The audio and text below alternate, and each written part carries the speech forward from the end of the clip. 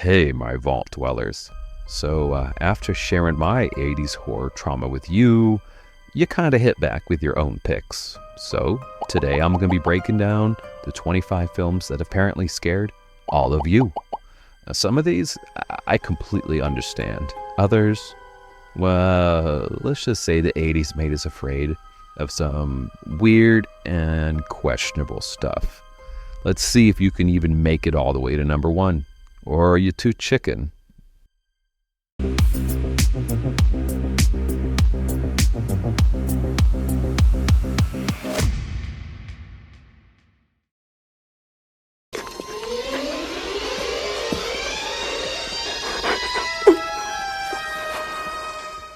You know what keeps coming up in the comments? These creepy little puppets. So this Nazi scientist uses ancient Egyptian magic to animate dolls, which already is a plot that sounds like someone threw darts at a conspiracy theory board. And these killer puppets, they end up at a hotel murdering psychics, which is oddly specific as far as a target demographic goes. I get why this one stuck with you all. I mean, Blade, Pinhead, but not that Pinhead, and Tunneler are basically every kid's toy chest come to life and choosing violence. So Full Moon Features made this for about $400K, and it actually spawned 11 sequels. I forgot. Is it famous? It's a horror movie. So this beauty was mentioned for haunting your early video store days, and you know, I totally get it. Watching the killer murder people while dressed as classic film characters, it's like witnessing the dark timeline of like every film buff you ever knew. Dennis Christopher, he plays our movie-obsessed killer, and what makes it truly disturbing isn't just the murders, it's how well he creates these classic film moments while doing it. Also, just so you know, for a film fact here, they used real classic movie clips, which probably cost more than the rest of the film combined.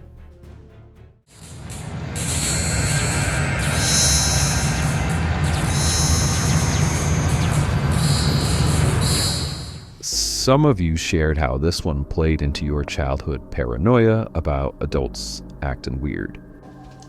It certainly is beautiful up there. Over the hill.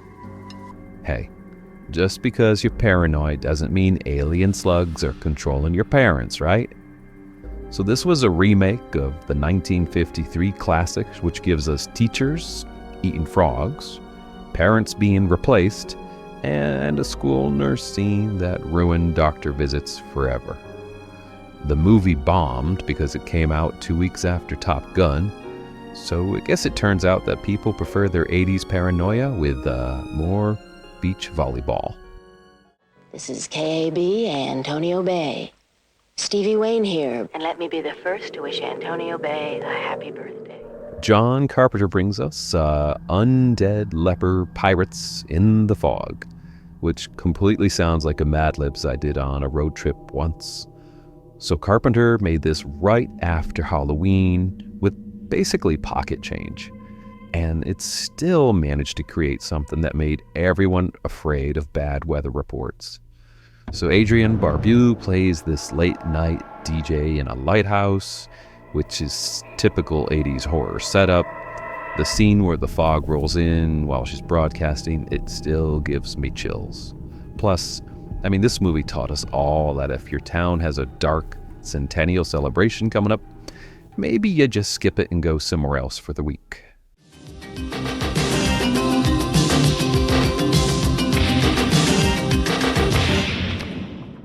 You know, a bunch of you mentioned this Italian horror fest, and I'm with you. The plot is basically, what if the movie you're watching in a theater started happening to you? So it's meta horror before meta was cool. The practical effects in this thing are just completely bananas. Lamberto Bava and Dario Argento teamed up to create what looks like a heavy metal album cover come to life. The scene where someone transforms into a demon during a blind date probably ruined dating for an entire generation of horror fans.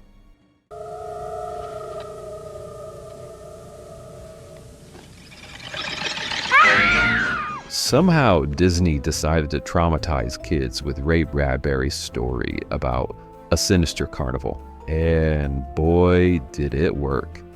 Mr. Dark, My name is Mr. Dark. and his soul-stealing carnival, he ruined state fair experiences for just the whole generation. Jonathan Pryce plays him like a used car salesman from hell.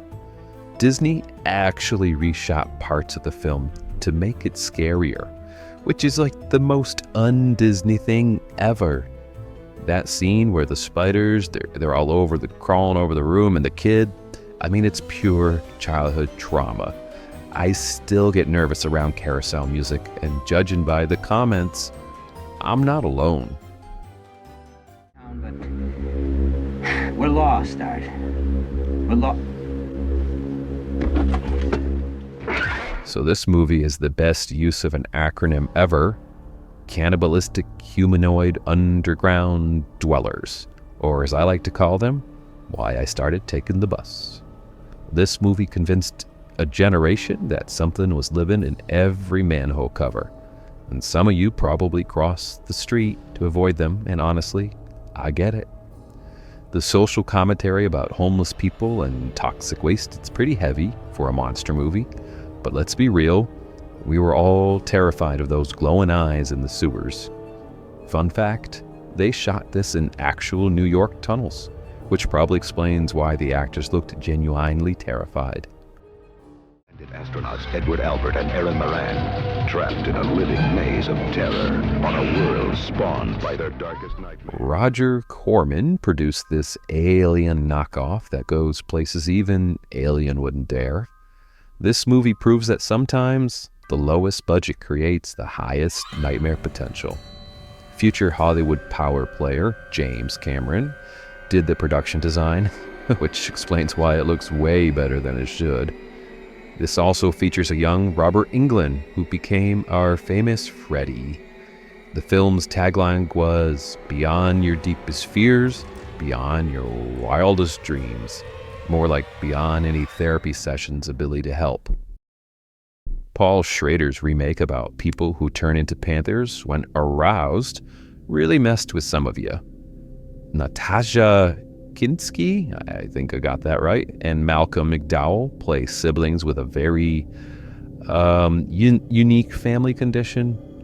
By the way, David Bowie did the theme song because apparently this movie needed to be even more sexually charged. That autopsy scene made more people swear off medical school than any actual medical school deck could. The film mix of horror and eroticism definitely earned its place in many teenage nightmares and late-night HBO viewings.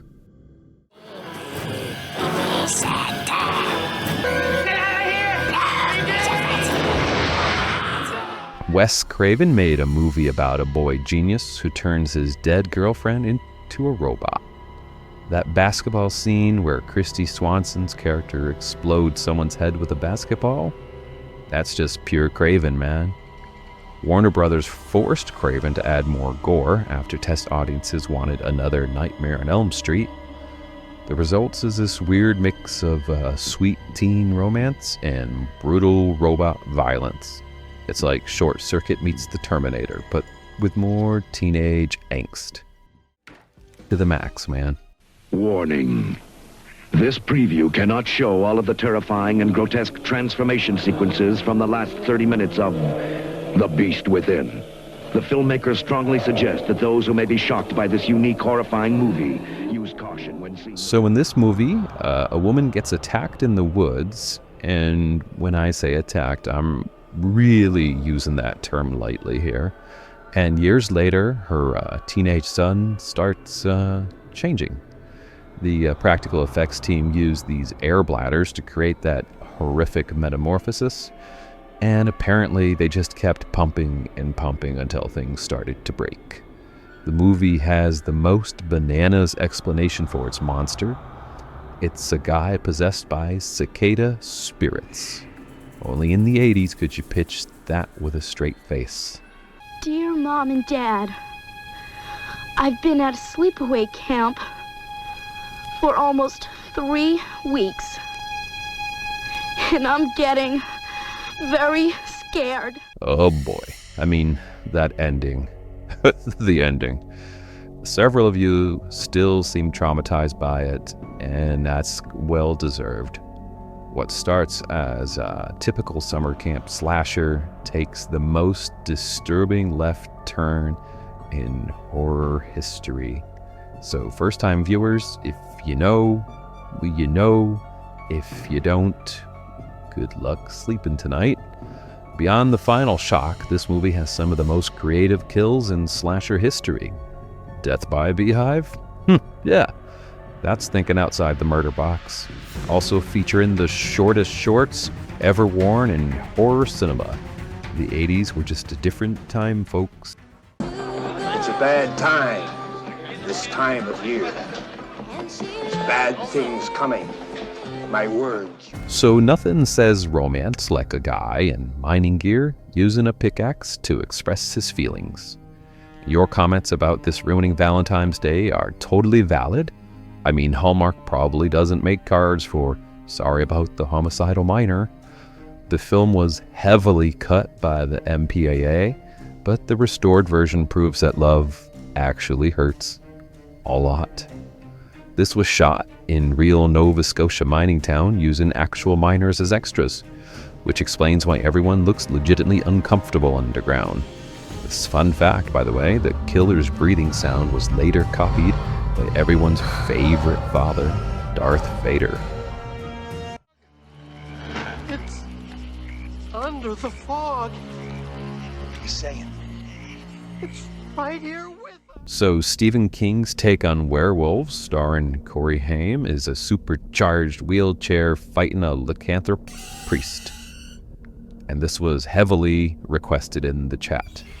So Gary Busey plays the cool uncle, which might be the scariest part of the movie. Carlo Rambaldi, who designed E.T., he created the werewolf, but unfortunately it looked so bad that they had to keep it in the shadows most of the time. But still, watching a kid in a rocket-powered wheelchair chase down a werewolf is 80s horror for you. I mean, where else are you gonna see that, really? Santa Claus! Looks like you get to see him tonight after all, Billy. No, Daddy, I don't want to see him. Keep going, don't stop. Nothing says ruining Christmas forever, quite like a movie about a traumatized kid who grows up to punish the naughty, dressed as Santa. So the film caused such an uproar that angry parents actually got it pulled from theaters. Turns out people don't like their kids screaming naughty every time they see Saint Nick. The movie opens up with young Billy watching his parents get murdered by a guy in a Santa suit, and then gets progressively more traumatic from there.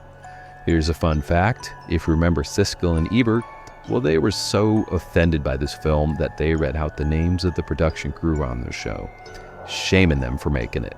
Now that's what I call getting coal in your stocking.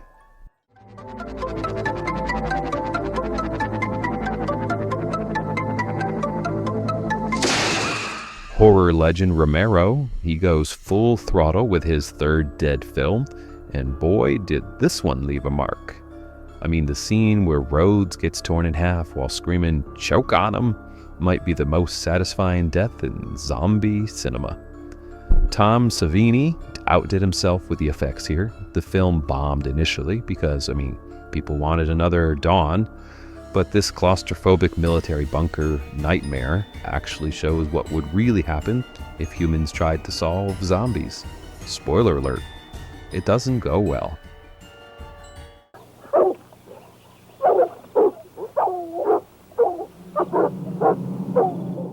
This made-for-TV movie somehow scared us more than most theatrical releases. We've got small-town vigilantes who murder an innocent man, and then we've got a scarecrow that starts appearing in places it really shouldn't. Larry Drake plays Bubba, the wrongly accused guy, and manages to make you both heartbroken and a bit terrified. It's proof that CBS could traumatize kids just as well as any other horror studio.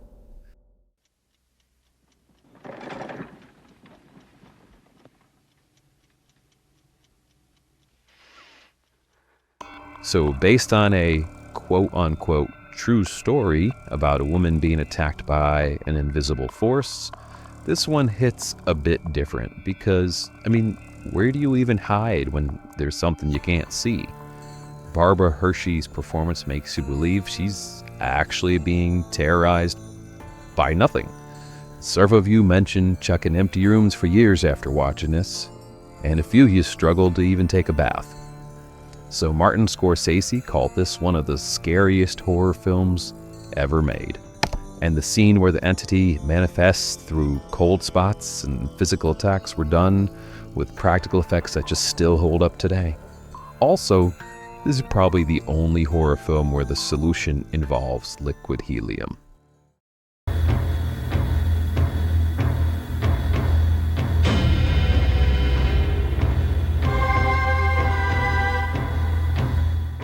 So John Carpenter decided to mix quantum physics with religious horror, which is always a great mixture, and the result is a mind bender about Satan as a green liquid in a church basement. The film features actual quantum physics equations on chalkboards, so Carpenter hired a professor to make sure the science looked legit. And there was a scene where this guy bikes away from the church while all the possessed people stare at him. That was pure Carpenter creating dread with just looks and some synth music. You're a scanner, which you don't realize. That has been the source of all your agony. All right, we've got Cronenberg's head-exploding masterpiece about psychics at war. Man, the opening scene still shocks first-time viewers. The practical effects at their messiest. So here's a real fun fact. They filled the fake head with dog food and rabbit livers for the explosion scene. Nice. The film was so rushed that the script pages were often delivered the morning of the shooting. But somehow, that chaos created perfect body horror. It also features Michael Ironside at his most Michael Ironside. To face the challenge of the Funhouse. Who is mad enough to enter that world? So this list could always use another carnival video.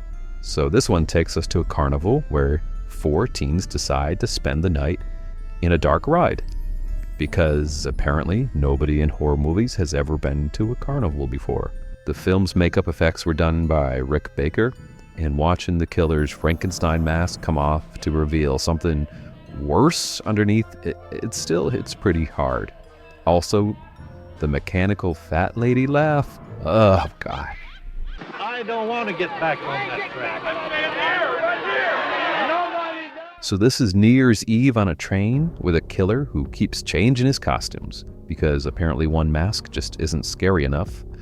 Jamie Lee Curtis proves she's the true scream queen by somehow making running through train cars look terrifying. David Copperfield plays a magician named Cam the Magician. We're real creative there, guys. Also, the final reveal of the killer's identity plays just like a twisted version of Scooby-Doo. Well, if Scooby-Doo was into revenge murders and locomotive mayhem, chains and leather.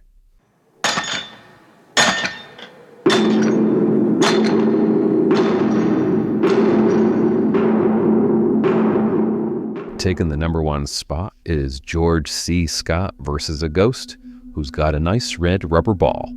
And based on your comments, this ruined both your balls and old houses for many of you.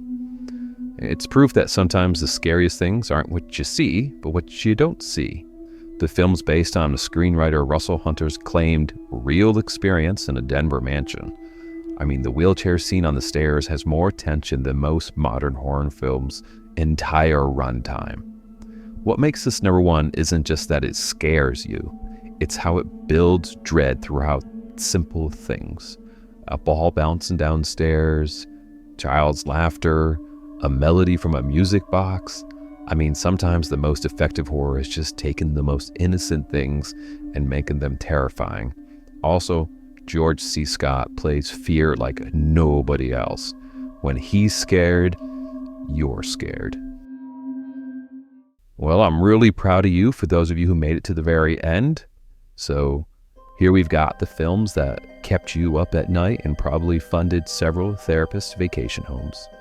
I would love if you would drop a comment if I missed any other childhood drama videos, or if you're brave enough to rewatch any of these alone, tell us about it. So this is Dan, and I remind you that sometimes the scariest things aren't just the monsters. They're the perfectly normal things that movies make more terrifying forever. So stay radical, maybe keep the lights on tonight.